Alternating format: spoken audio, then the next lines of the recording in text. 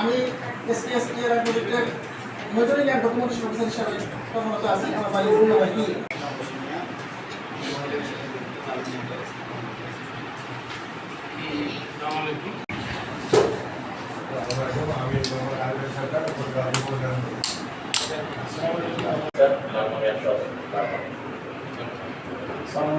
আমার পেশা থেকে হয়তো বুঝতে পারছেন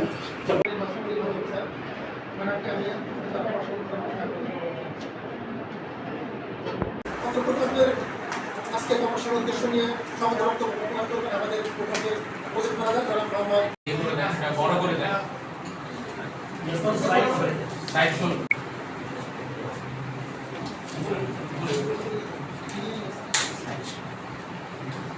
ক্ষমতায়ন এবং উন্নয়নের সুযোগ ও সম্পদে অংশীদারিত্ব নিশ্চিতের মাধ্যমে তাদের জীবন ও জীবিকার উন্নয়নে সহায়তা করে একটি টেকসই উন্নয়ন নিশ্চিত করার লক্ষ্যে এসকেএস ফাউন্ডেশন স্থানীয় সরকার সহ সরকারের বিভিন্ন পর্যায়ে বেসরকারি খাত এনজিও সংশ্লিষ্ট নেটওয়ার্ক এবং দাতা সংস্থার সাথে সহযোগিতামূলক আচরণের মাধ্যমে কার্যক্রম বাস্তবায়ন করে যাচ্ছে। প্রকল্প পরিচিতি, প্রকল্পের নাম আমি আগেই বলছি, এটা আবার ইএলআইআর প্রকল্প আমাদের বিভিন্ন সেবাদানকারী প্রতিষ্ঠানের সাথে যোগাযোগ করে দিচ্ছে। হ্যাঁ, আর হলো আমাদের ইএলআইআর প্রকল্প থেকে যেমন হলো সবজি চারা আমরা কি করছি, বস্তা পদ্ধতিতে আদা বা পেঁপে চারা এরকম বিক্রি করে পরিবারের 10 টাকা হলো উন্নতি করে সন্তানদের কাজে লাগাইতেছি লেখাপড়া। না, যেমন এদের ভার্মি কম্পোস্ট, আগে কিন্তু আমরা ভার্মি কম্পোস্টের ব্যবহার কি জানতাম না। আমাদের ইএলআইআর প্রকল্প যে ভার্মি কম্পোস্টগুলো দেওয়ার ফলে এগুলো দিয়ে যে আমাদের যে আগে যে সারগুলো দিচ্ছিল ওগুলো দিয়ে আবাদ না করে এই সারগুলো দিয়ে আবাদ করে খুবই ফলন তো পাচ্ছি। যেমন দুটো যদি মরিচের গাছ বাড়ি, আমার পরিবার ছোট হলো না হলো আমার পরিবারের একটু অভাব অনটন দূর হচ্ছে। আমার হাজবেন্ড হলো 150 টাকা বা 300 টাকা ইনকামাই করে, কিন্তু দেখা যাচ্ছে যে আমার পরিবারে আমরা 4 জন সদস্য, ওটা দিয়ে আমার পরিবারের চাহিদা মিটছে না। পাশাপাশি আমি এই যে আমার যে সবজিগুলো যে করতেছি, যেমন এক পোয়া মরিচের আগে কিনতে গেছিলাম যে 50 টাকা, বাড়িতে যদি আমি আমার গাছের চারা থেকে মরিচ উৎপাদন তখন আমার 50 টাকা সংসার থেকে ব্যয় হতো না। প্লাস এইরকম করে বিভিন্ন জনে বিভিন্নভাবে এইরকম করে আমরা উন্নতির পথ পেয়েছি। এই প্রকল্পটা খুবই ভালো। এরকম করে যদি বিভিন্ন সেবাদানকারী যেমন গরু মোটা তাজাকরণ বা ছাগল পালন এরকম কিছু যদি প্রশিক্ষণ বা এই যে টিউবওয়েল লেট্রিন এরকম শুধু আবেদনটা বলে প্রকল্পতে আবারও আমি ধন্যবাদ জানাই। শুরুতে আসলে এই প্রজেক্টের সাথে যুক্ত করে আমি অনেক আমার জীবনযাপন আমার বাড়ির পরিবার অনেক কষ্টেই চলতাম। আসলে ইএলআইআর প্রজেক্ট আসার পর থেকে এখন আমি ফেডারেশন কমিটির সভাপতি হিসেবে যুক্ত হলাম। হওয়ার পরে আমি এখন অনেক সরকারি বেসরকারি কর্মকর্তাদের সাথে আমার মিটিং হচ্ছে।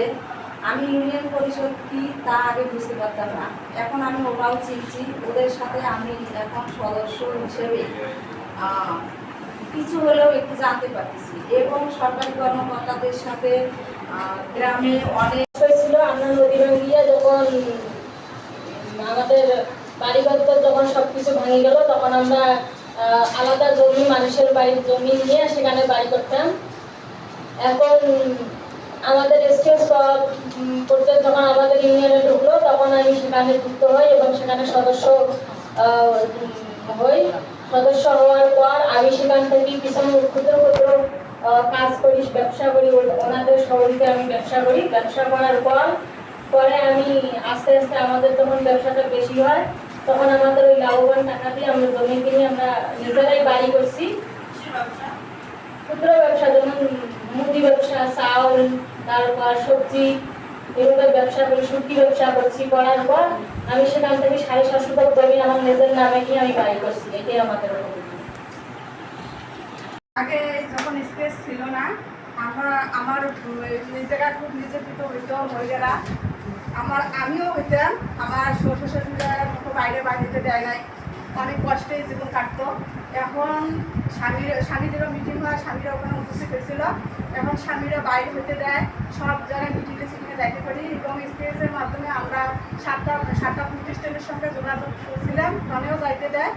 যখন যেখানে মিটিংয়ে যাইতে দেয় এখন স্বামীরা কাজে আমাদের যে গৃহপালিত যেগুলো কাজ আছে, অমূল্য সেবা, অমূল্যত কাজ, সেগুলো কাজে আমার স্বামী সন্তান সবাই আমাকে সাহায্য করে। তাদের জন্য আমরা তারা সাহায্য করে দিতে আমি বাইরে যেতে পারছি এবং আইগুলো কাজের সঙ্গে আমি জড়িত করছি যে আমি নিজেই জরুরি কাজ করি। সেখান থেকে আয় করে আমার ছেলে মেয়ে লেখাপড়া করছি। এখন আমার ছেলে করতেছে সেকেন্ড ইয়ারে, অনার্সের সেকেন্ড ইয়ারে করতেছে, পরীক্ষা চলতেছে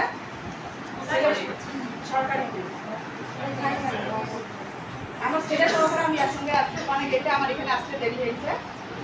আমি ক্লাস 9 করতে চাই, তাদের লেখাপড়ার খরচ এখন আমি করতে ওর বাবার কাছে চাইতে হবে না। যখন ছেলে মেয়ে যখন আমার কাছে টাকা চায় তখন আমি 2 টাকা, 4 টাকা, 5 টাকা, 10 টাকা, এমনকি 500 টাকাও আমি দিতে পারি। ছেলে মেয়ের চাইতে মিলাইতে পারতেছি। এখন আমার শ্বশুর শাশুড়িও ভালো হয়েছে, তারা বুঝতেছে যে না বউ তো খারাপ করতে যাচ্ছে না, ভালো করছে। আবার আমাদের গ্রামে যেগুলো বাল্যবিবাহ হতো সেখানে আমি একাই না যায়, আমার দলে যেগুলো টিম আছে সেগুলো সহকারে নিয়ে যায় বাল্যবিবাহ বন্ধ রাখছি। এবং আমাদের পাড়াপতি যাদের স্বামীরা নির্যাতন করছে তাদেরকে বুঝাইয়া নির্যাতন কমাইছি। শেষ করতে পারি নাই কিন্তু কমিয়ে আসছি। আমার ডিপার্টমেন্টের মূল কাজ কিন্তু এই কাজগুলোই, নারীদের নিয়ে আমি কাজ করি। ডিপার্টমেন্টের নামটা একটু বলে দেন। বাংলাদেশ পল্টন বোর্ড। হ্যাঁ, তো আপনাদের যেহেতু একটা করে ফাউন্ডেশন আছে বা আপনাদের কিছু দল আছে, আপনারা পরবর্তীতে আপনারা আমার ডিপার্টমেন্টের সঙ্গে কথা বলেন। আপনারা আমার ডিপার্টমেন্টের এই সমিতির যে আপনারা সদস্য হয়েছে, আপনাদের সমিতির নাম সহ আমাকে তথ্য দেন, সদস্যদের তথ্য দেন। আমি যেহেতু এরপরে এনারা আপনাদের আর্থিকভাবে হেল্প না করতে পারে, তো আমি আমার ডিপার্টমেন্ট থেকে আপনাদেরকে সার্বিকভাবে অনেক সহযোগিতা করতে পারবো, যেহেতু রিলেটেড একই ধরনের কাজ। পাশাপাশি আপনারা একটা কথা বলেন যে ফেডারেশন মানে এটা কি স্কেচ ফেডারেশনের নাম বলতে চাই? আমাদের প্রতিটা ইউনিয়নে উপজেলা যুব উন্নয়ন অফিসার মোহাম্মদ আরিফ আলী সরকার আমাদের সরকারি অফিসটি এই ভবনের 4তলা দক্ষিণ ব্লকে আছে। আমি যেটি আজকের এই কর্মশালার যেটি জানতে পারলাম সেটি হল টেকসই উন্নয়ন এবং মান উন্নয়ন বিষয়গুলি কর্মকাণ্ডগুলো, যেতে নারী নেত্রীদের খুব বাক্যটু কথা শুনতে আমার ভালো লাগলো। আসলে যুগোপযোগী যে বিষয়গুলো, ভাবনাগুলো যে আমরা কি করতে চাই, জিও এনজিও মিলে জাতি গঠনে, দেশ গঠনে এবং তৃণমূল পর্যায়ে এখানে বলা আছে যে নদী ভাঙন এলাকা, বন্যা কবলিত এলাকার যারা দরিদ্র জনগোষ্ঠীতে তাদেরকে নিয়ে কাজ করে। তা আমার যুব উন্নয়নে যে কাজটা হয় সেটি হলো মেয়েদের জন্য, যেটা বলছি আপনারা যারা 35 বছর পার হয়েছে তারা বাদ দিয়ে 18 থেকে 35 বছরের মধ্যে যারা তাদের যে ছেলেমেয়েরা অথবা তাদের বয়স আছে তারা বিভিন্ন বিউটিশিয়ান অথবা হস্তশিল্প অথবা সেলাই অথবা যারা যে দক্ষতা আছে সেই দক্ষতায় আইসিটি ট্রেনিং নিয়ে বা কম্পিউটার ট্রেনিং নিয়ে স্বাবলম্বী হওয়ার ক্ষেত্রে সরকারের অন্যগত সুযোগ আছে। এই সুযোগগুলো আমরা আসলে অনেক সময় পৌঁছাইতে পারি না। আপনারা যারা নারী নেত্রী বা ফেডারেশনের যারা নেতা আছেন, যেখানে বলা আছে সরকারি এবং বেসরকারি অংশীদারিত্বের মাধ্যমে যে আমাদের দেশ গঠনের যে কর্মসূচিগুলো আছে সেগুলো কীভাবে টেকসই উন্নয়ন পর্যায়ে নিয়ে যেতে পারি সেটি আমরা একটা ভাবনার বিষয়। তাই এখানে যারা এসকেএসের কর্মকর্তা আছেন তাদেরকে অনুরোধ করব যে আমাদের এখানে এই স্যারের এই ভবনেই 4তলা যুব উন্নয়ন অফিস আছে, সেখানে বহু ধরনের আমাদের যুগোপযোগী মানসম্মত ট্রেনিংগুলো হয়। তারা এসকেএসের সমাপনী প্রকল্পের পরের যে ধাপে এগিয়ে যাবেন সেই মানানসই ট্রেনিংগুলো। চ্যাপ্টার নিয়ে আপনারা 36টি গ্রামে 2000 জন উপকারভোগী পরিবার নিয়ে কাজ করে এবং বিশেষ করে নারীদের তাদের দল বা নারীদের জীবিকা মান উন্নয়নে, তাদের অর্থনৈতিক অবস্থার উন্নয়নে কাজ করছেন। এটা প্রেজেন্টেশনে এবং যে প্রেজেন্টেশন পরবর্তী 4টা ইউনিয়নের 4 জনের কথাবার্তা শুনে বা তাদের অভিজ্ঞতা এবং তাদের অর্জন, যেটা তাদের অর্থনৈতিক অবস্থার যে পরিবর্তন হয়েছে, তো ভালোই লাগলো। কিন্তু আমি একটু করব, এই আমাদেরও সরকারি ডিপার্টমেন্টগুলোর কিন্তু অনেক ধরনের প্রজেক্ট থাকে, আমাদেরও সরকারি সেটা প্রায় সব ডিপার্টমেন্টে কিছু না কিছু প্রজেক্ট থাকে। এইসব প্রজেক্টের আন্ডারে কিন্তু অনেক ধরনের যে সমিতিও থাকে, উপকারভোগী থাকে, এবং এই যে উপকারভোগী দল বা সমিতি এগুলা থাকে। ইভেন এগুলা হলো সমবায় অফিস কর্তৃক এবং সমাজসেবা। 4টা ইউনিয়নের কিছু নারীকে সামাজিক উন্নয়ন এবং ব্যক্তিগত উন্নয়নে আপনারা উৎসাহিত করতে পেরেছেন এবং ট্র্যাকে তুলে দিয়েছেন। এটা নিঃসন্দেহে প্রশংসার যোগ্য। বাস্তবায়নে এই মাসের 30 তারিখে প্রকল্প দৈনন্দিন রান্নার কাজটা সেটা আমরা করতে পারবো।